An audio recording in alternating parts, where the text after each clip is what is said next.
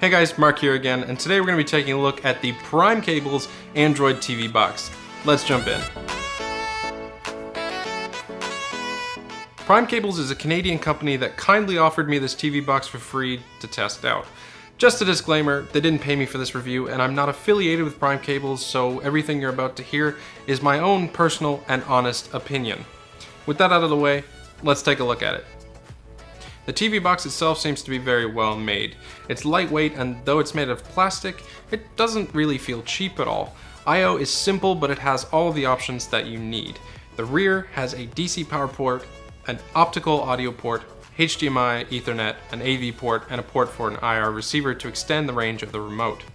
On the side, it also has two USB 2.0 ports as well as a micro SD card slot for storage expansion. One cool feature here that I didn't expect to work is that you can actually plug your computer peripherals into the USB ports and they will function normally.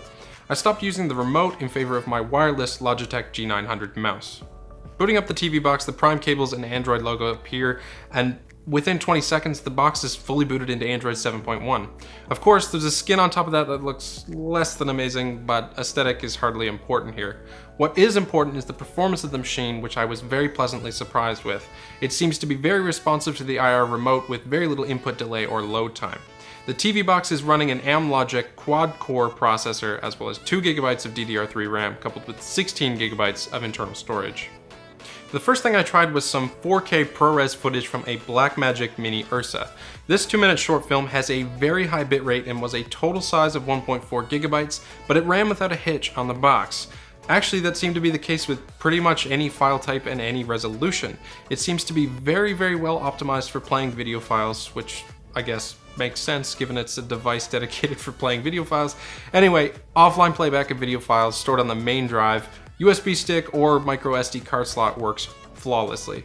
But what about streamed video? First of all, network connectivity was never a problem. The TV box has both an Ethernet port as well as internal 2.4 GHz Wi-Fi card, and I didn't notice any difference in internet speed on either of them. Streamed video seems to play just as well with one drawback. Unfortunately, I could only get videos to stream on YouTube and Netflix at 720p. It's not a huge deal for people with poor internet speeds or smaller sized TVs, but if you want those bigger files, you're gonna have to download them. The final thing to talk about is something that's a little less important, but is still definitely worth mentioning. Even though this is a TV box dedicated to media playback, because it's an Android box, it can also pretty much download any app on the Google Play Store.